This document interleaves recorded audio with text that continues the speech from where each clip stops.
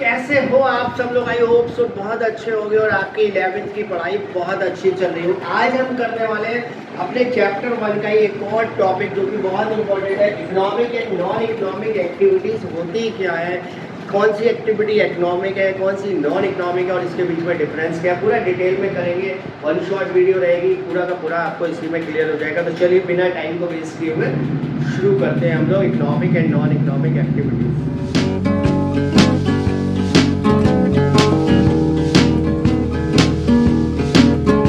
सबसे पहले हम देखते हैं कि इकोनॉमिक एक्टिविटीज क्या होती है। पहले इकोनॉमिक को समझ लेते हैं, फिर हम नॉन इकोनॉमिक को हमें अपने आप ही समझ में आ जाएगा, क्योंकि उसका रिवर्स होता है। एक्टिविटीज विच आर कंसर्न्ड या undertaken for the motive of earning money, जो पैसा कमाने के लिए जो भी एक्टिविटी लीगल होनी चाहिए वही ली जाएंगे यहाँ पे, वो इकोनॉमिक एक्टिविटीज होती है। These activities concern with the production, exchange and distribution of the goods and services. जितने भी गुड्स प्रोड्यूस हो रहे हैं वो सब इकोनॉमिक एक्टिविटीज में, क्योंकि बेचने के लिए हो रहा है। इसके अलावा एक्सचेंज यानी कि सेल होना, गुड्स को एक्सचेंज करना मतलब कि सेल करना, ऑनरशिप चेंज होना। एंड डिस्ट्रीब्यूशन यानी कि जहाँ पे गुड्स बन कहीं और रहा है और वहाँ से जाकर के रिटेलर तक या रिटेलर से लेके आगे कंज्यूमर तक कैसे पहुँचेगा, वो सारी एक्टिविटीज जो है प्रोडक्शन, एक्सचेंज और डिस्ट्रीब्यूशन, आप याद रखना 3 एक्टिविटीज सब इसमें आती है। Purpose of these activities is expectation और क्रिएशन ऑफ मनी। पर्पज ही यही है, इकोनॉमिक एक्टिविटीज का मेन ऑब्जेक्टिव ही यही है कि पैसा कमाना, creation of value. For example समझते हैं, production of goods in a factory, factory में गुड्स प्रोड्यूस हो रहा है वो, distribution of goods to the wholesaler, उसने उसको कुछ पैसा कमा के पैसा लेके तो होलसेलर को देगा, होलसेलर रिटेलर को देगा और रिटेलर आगे देगा, ठीक है।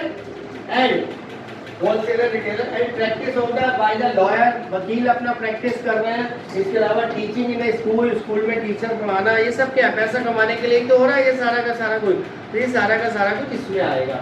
इसके अलावा नॉन इकोनॉमिक एक्टिविटीज कौन सी है, देखो बिल्कुल इसका रिवर्स, जो जहाँ पे कि साइकोलॉजिकल सेटिस्फेक्शन है, जहाँ पे पैसा कमाना मोटिव नहीं है। कुछ एक्टिविटीज ऐसी भी होती है जहाँ पे साइकोलॉजिकल मोटिव होता है हमारा सेटिस्फेक्शन। एंड रिजल्ट भी इसका जो है अर्निंग मनी नहीं है, सेटिस्फेक्शन लेना है। कैसे, जैसे एग्जांपल के लिए गोइंग टू टेंपल, आप मंदिर जा रहे हो, चैरिटी कर रहे हो, वहाँ पे आपका मोटिव जो है कोई ये थोड़ी कि मुझे पैसा कमाना है वहाँ पे, ठीक है नहीं, वहाँ पे आपका मोटिव सोशल सर्विस कर रहे हो, आप फ्री खाना बंटवा रहे हो, फ्री सारा काम कर रहे हो। Production of for self consumption के लिए, अगर कोई प्रोडक्शन सेल्फ कंजम्पशन के लिए किया जा रहा है, मतलब अपने लिए किया जा रहा है, ना कि बेचने के लिए, वो भी इसी में आएगा। लेकिन यही अगर बेचने के लिए होगा तो ऊपर हो जाएगा। तो मेन कहने का मतलब ये कि मेन डिफरेंस क्या है दोनों के बीच में, उसके लिए आप एक पॉइंट ध्यान रखो, मोटिव, कि हमारा मोटिव क्या, ऑब्जेक्टिव क्या है, पर्पस क्या है। अगर एक टीचर है वो स्कूल में पढ़ा रहा है तो वो पैसे ले रहा है, अर्निंग मनी कर रहा है, तो वो माना जाएगा क्या कहते हैं, इकोनॉमिक। लेकिन वही टीचर अगर अपने घर में अपने बच्चे को पढ़ा रहा है तो आप ये 2 एक्टिविटी लिख सकते हो इस तरीके से, दोनों एक्टिविटीज को। और दूसरा ले लो, कोई किसान है, फार्मर है, प्रोड्यूस कर रहा है क्रॉप को सेल करने के लिए, और इसके बाद जो फार्मर जो है प्रोड्यूस कर रहा है क्रॉप को सेल्फ कंजम्पशन के लिए, तो वो दोनों को आप इजीली समझ जाओ कि भाई वो सेल्फ कंजम्पशन यानी कि अपने लिए है, तो वो नॉन इकोनॉमिक एक्टिविटीज है। बाकी अभी मैं आपको इसका पूरा का पूरा डिफरेंस का चार्ट भी बनाने वाला हूँ, उससे पूरा क्लियर हो जाएगा। इसका स्क्रीनशॉट लेना है तो आप ले सकते हो, और फिर हम करते हैं अपना डिफरेंस। इसका डिफरेंस देख लेते हैं नॉन इकोनॉमिक और इकोनॉमिक एक्टिविटीज के बीच में। ये मैंने बेसिस लिए हैं, और ये इकोनॉमिक और नॉन इकोनॉमिक एक्टिविटीज है। पहला है मोटिव, अर्निंग मनी। इनका मेन मोटिव होता है पैसा कमाना, पैसा कमाना इनका मेन है। मोटिव की सोशल एक्टिविटी, जैसे चैरिटेबल, दान करना, फ्री सेवा करना किसी की। पर्पज, क्रिएशन ऑफ वेल्थ, यहाँ पे पैसा कमाया जाता है, पैसे को आगे बढ़ाना इकोनॉमिक में। और इसमें साइकोलॉजिकल सेटिस्फेक्शन, मैंने दान किया मुझे सेटिस्फेक्शन मिला, मैंने फ्री सेवा कर दी किसी की, मुझे सेटिस्फेक्शन मिला।